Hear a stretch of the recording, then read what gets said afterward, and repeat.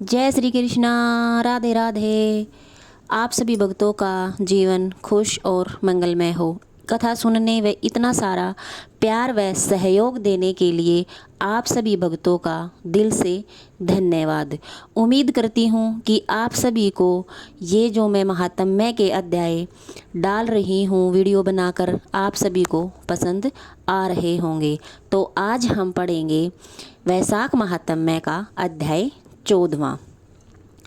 ध्यानपूर्वक सुनिए। श्रुतदेव जी कहने लगे कि मेष की संक्रांति में वैशाख मास में प्रातःकाल स्नान कर मधुसूदन भगवान का पूजन करके जो इस मनोहर कथा को सुनते हैं वह सीधे विष्णुलोक को जाते हैं।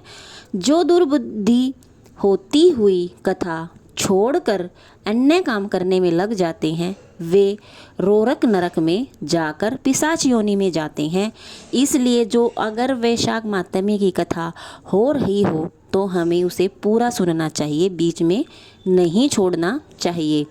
यहाँ पर भी हम एक प्राचीन इतिहास कहते हैं जो पाप दूर कर पवित्र करने वाला है।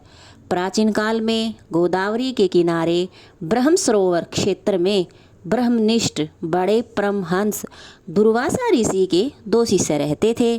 वे सदा ही उपनिषद शास्त्रों में निष्ठावान थे। उन्हें किसी से कुछ भी अपेक्षा नहीं थी। भीख मांगकर जो कुछ भी मिलता वे उससे ही अपना गुजारा करते और वहीं पर्वत की गुफा में रहते थे। ये दोनों तीनों लोक में सत्यनिष्ठ और तपोनिष्ठ नामों से विख्यात हुए।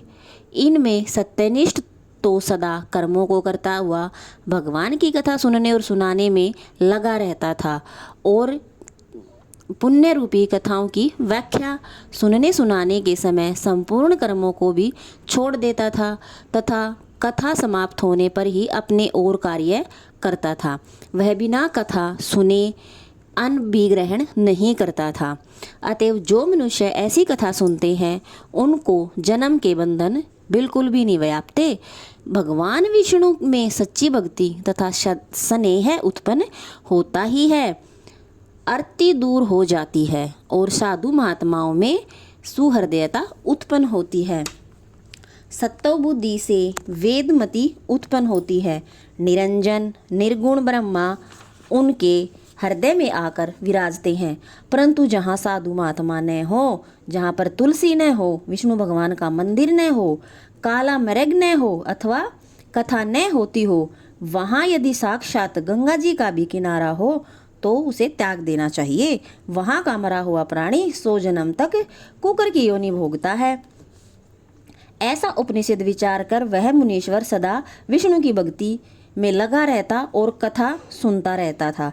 मगर जो दूसरा था तपोनिष्ठ, वह न तो अपनी जीभ से कभी भगवान का नाम लेता था, न कानों से सुनता था, न तीर्थ स्थान पर जाता था, ना कोई कथा सुनता था। और कथा अगर हो भी रही हो तो तब में विघ्न न पड़े इसलिए उसके डर से छोड़ भी देता था। सुनने वाला और कहने वाला कोई भी हो उस कर्मनिष्ठ के निकट होकर ग्रह कार्य के लिए नहीं निकलता था। उस दुर्मात्मा ने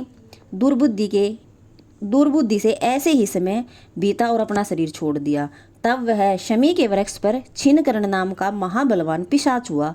आश्चर्यहीन क्षुधा से व्याकुल हो उसका कंठ, ओष्ठ और तालु सूख गए। ऐसे ही अत्यंत दुखी हो अपने किए हुए कर्मों के ऊपर विचार करता हुआ वह इधर उधर भटकता रहा। इस प्रकार वह 10,000 वर्ष तक भटकता ही रहा। उसे अपना कोई रक्षक भी दिखाई नहीं दिया।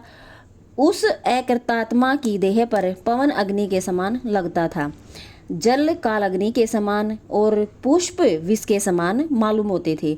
इस प्रकार वह उस सुनसान वन में साधु संग तथा कथा से रहित ही भटकता रहा।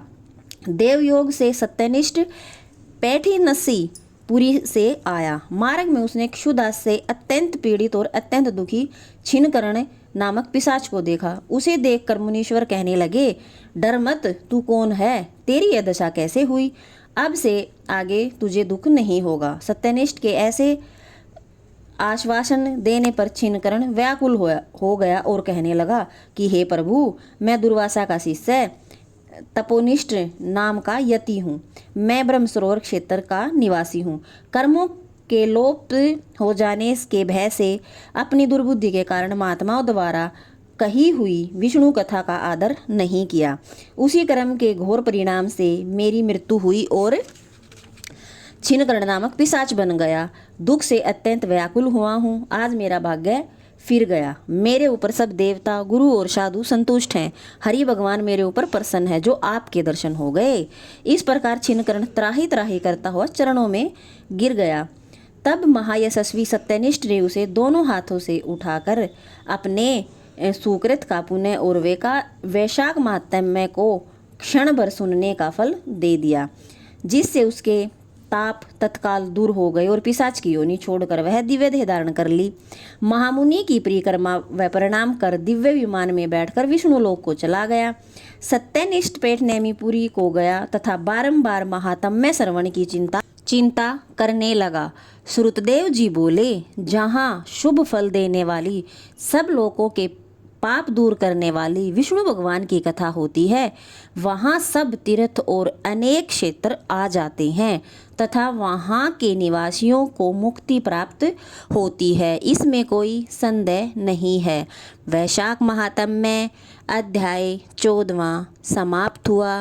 राधे राधे। जय श्री कृष्णा।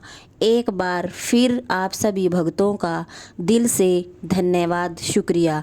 परमपिता परमात्मा की कृपा आप सभी पर बनी रहे। वैशाख महात्म्य सुनने का फल आप सभी भक्तों को जरूर मिले।